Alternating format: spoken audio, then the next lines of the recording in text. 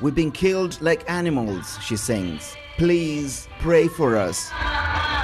An event calling for an end to violence against albinos, who are constantly reminded of the danger to their lives.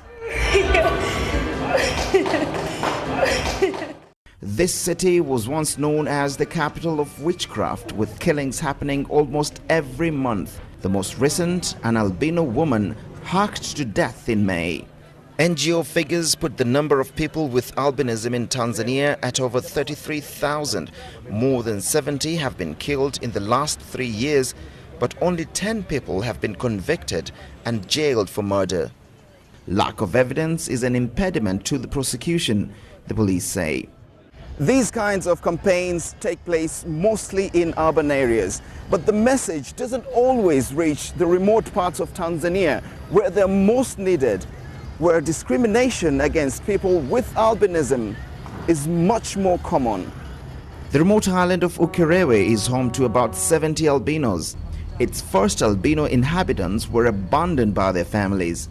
Recently, many have fled the urban centers for refuge on this island, but still they're not safe.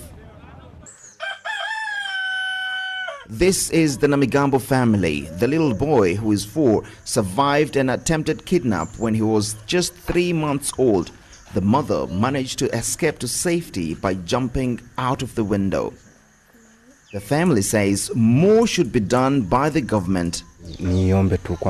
I plead with the government to keep on helping us as it did in the past, when they offered seminars telling the community that these are normal children, just like any other. They only lack some elements in their pigmentation. Those seminars helped a few understand the challenges of living with albinism. There are efforts from non-governmental organizations to create awareness here, but they are still faced with huge challenges. We do not have the capability or means to reach communities at the village level. You find that we mainly rely on radio and TV to do that, or stakeholders and volunteers. But we who rely on the government are not able to reach the grassroots because of costs.